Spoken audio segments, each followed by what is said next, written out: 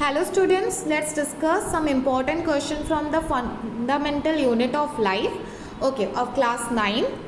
So, first question is, why is cell called the structural and functional unit of life?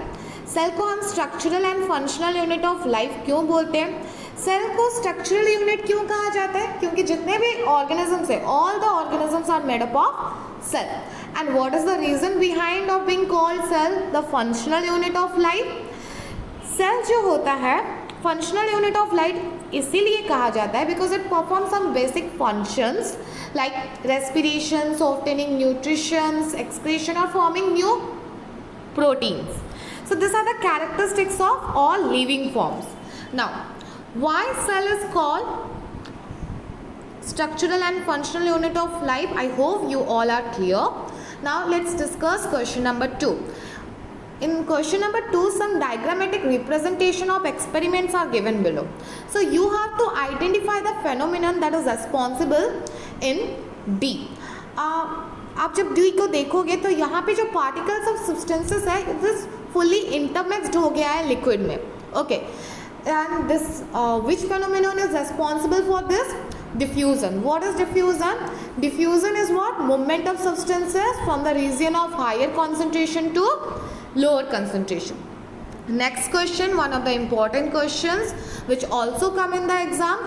How do substances like carbon dioxide and water move in and out of the cell?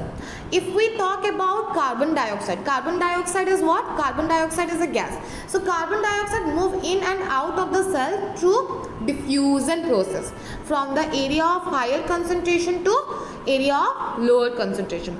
If we talk about water is what? Liquid. So movement of liquid occur through which process? That process is osmosis. Movement of water in and out of the cell occur through osmosis process. What is osmosis? The process of movement of liquid or water from the region of higher concentration to region of lower concentration through semi permeable membrane. एक semi permeable membrane की ज़रूरत होती है. Next question number 4. Okay, so this is question number 4. Why does the skin of your fingers shrink when you wash clothes for a long time? आप जब clothes को wash करते होगे लॉन्ग टाइम के लिए तो आपके जो फिंगर्स के स्किन्स है वो क्या कर गए होंगे? श्रिंक कर लिए होंगे. What is the reason behind it? जब आप क्लॉथ को वॉश करते हो तो कौन सा प्रोसेस होता है, कौन सा फेनोमेनन टेक प्लेस होता है? ऑस्मोसिस होता है. Okay, osmosis take place in the skin cell because soap solution, जो सोप सोल्यूशंस है वो क्या है बेटा? हाइपरटोनिक सोल्यूशंस है. वहाँ पे यहाँ पे आपका concentration of water in the skin is more as compare to the concentration of medium. So water will move out of the cell. आपके स्किन के सेल से, फिंगर के स्किन के सेल से वाटर क्या होंगे? मूव आउट होंगे. यहाँ पे क्या होगा बेटा? एक्सो ऑस्मोसिस होगा, जिसकी वजह से आपका स्किन के जो फिंगर के जो स्किन्स के सेल्स है वो क्या हो जाएंगे? श्रिंक कर लेंगे. Okay, now let's discuss about question number 5. If cells of onion peel and RBC are separately kept in hypotonic solution, what among the answer will take place? And you have to give reason for your answer. Okay, आप RBC and onion पिल को लेके hypotonic solution में रखें. Okay, तो hypotonic solution में आप जब रखें, यहाँ पे हाइपोटोनिक सोल्यूशन क्या होता है? जिस सोल्यूशन में concentration of water in the medium is more as compared to the concentration of water in the cell. जब हम RBC सेल को रखेंगे यहाँ पे क्या होगा बेटा? एंडो ऑस्मोसिस टेक होगा. वाटर क्या होगा? Water will flow into the cell.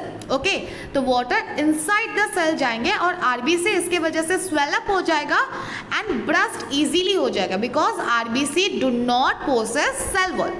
If we talk about onions peel. Okay, onions peel are what? These are the example of plant cell. It possess cell wall, जिसकी वजह से ये resist करेगा bursting due to swelling caused by osmosis. Okay, वो तो swell up तो होंगे लेकिन वो burst नहीं करेंगे RBC की तरह. Okay, now let's discuss question number 6. A plant cell is placed in hypotonic solution. What will happen? Will the cell burst? Why or why not? Okay. जब हम प्लांट सेल को हाइपोटोनिक सोल्यूशन में रखें तो क्या होगा, यहाँ पे वाटर जो है इनसाइड द सेल जाएगा. क्या होगा यहाँ पे? एंडोऑस्मोसिस होगा. एंडोऑस्मोसिस होने की वजह से वो सेल क्या होगा? स्वेल अप हो जाएगा. बट ये क्या है? हमारा प्लांट सेल है. ये ब्रस्ट नहीं होगा. ब्रस्ट क्यों नहीं होगा? Because it possess what? Cell wall. Okay, understood. Now let's discuss question number 7. In brief, state what happens when dry apricots are left for some time in pure water, later transferred to sugar solution. Okay, so let's discuss the first bit. जब हम dry apricots को pure water में रखेंगे तो क्या होगा? Apricots will gain water because of endoosmosis. Apricots will swell up. When we placed it in sugar solution, यहाँ पे क्या होगा? Apricots shrink हो जाएंगे because of what? Exoosmosis. यहाँ पे क्या होगा? Water जो है from the cell outside the concentration, outside the medium जाएगा. सेल से पानी यहाँ पे बाहर जाएगा. The cell will lose water. इसकी वजह से ये सेल जो dry apricots है वो sugar solution में shrink हो जाएंगे. Rheoliths are boiled in water first, then drop of sugar syrup is put on it. Okay. तो जब हम रियोलिप्स को बॉयल किए, जो सेल जो होता है, जो प्लाज्मा मेम्ब्रेन यहाँ पे क्या हो जाएगा? किल्ड हो जाएगा, जिसकी वजह से प्लाज्मोलिसिस और नहीं हो पाएगा. क्योंकि जो लिविंग सेल्स, वो डेड सेल हो गया. जो लिविंग सेल्स होते हैं वो सिर्फ और सिर्फ ऑब्जॉर्व कर पाते हैं water bye osmosis. Clear? Okay. Now let's discuss question number 8. Preeti was observing living cell of an onion peel in biology laboratory. Okay. प्रीति जो है वो ऑब्जर्व कर रही थी ऑनियन पिल बायोलॉजी लैबोरेटरी में. She observed cell wall, cytoplasm and nucleus clearly. Suddenly her friend by mistake spilled a few drops of salt water on the slide. After some time, Preeti observed the slide found some changes. क्या हुआ? उसने क्या किया? कुछ salt solution water गलती से वहाँ पे ऐड हो गया स्लाइड में. तो फर्स्ट क्वेश्चन में पूछा है what would have been change in the leaf cell of onion peels after adding salt water. क्या चेंजेस उनको देखना होगा. सॉल्ट वाटर क्या है बेटा? हाइपरटोनिक सोल्यूशन है. यहाँ पे concentration of water in the medium is less as compare to the concentration of water in the cell. तो इसके वजह से ऑनियन सेल से क्या होगा? Onion cell will lose water due to exosmosis. वो क्या हो जाएगा? लूज वाटर होगा तो वो श्रिंकेज हो जाएगा. And what this phenomenon, what this process is known as? This process is called plasmolysis. Clear? Now question number 9. Describe the structural features of cell membrane and cell wall. Okay. Cell membrane क्या है बेटा? ये living flexible है. Okay. And it is selectively permeable. Okay. And ये किससे बना होता है? Cell membrane is made up of protein and lipids. And cell wall का क्या है? सेल वॉल ये एक नॉन लिविंग है एंड ये फ्रीली परमेबल है and it is mainly composed of what? Cellulose. ये सेलुलोज से बना होता है. एंड सेल मेम्ब्रेन जो होता है both animal and plant cell में मिलता है, but cell wall is only present in plant cell. Clear? Next question, question number 10. What is endocytosis found in animal only? Okay. Endocytosis क्या होता है बेटा? जब एनिमल सेल में होता है only as plasma membrane of animal cell क्या होता है? डायरेक्ट कांटेक्ट में होता है एक्सटर्नल मीडियम के साथ. प्लांट सेल में क्यों पॉसिबल नहीं है? क्योंकि प्लांट सेल में सेल वॉल है. ओके.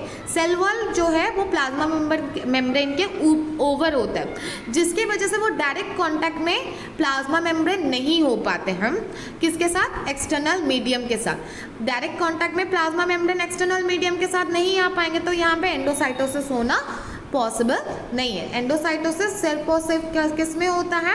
एनिमल सेल में होता है. And what is endocytosis? Endocytosis बेटा क्या है? आपको क्या समझ में आता है एंडोसाइटोसिस से?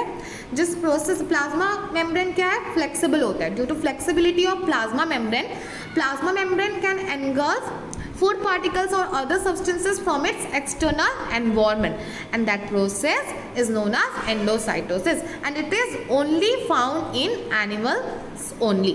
Understood?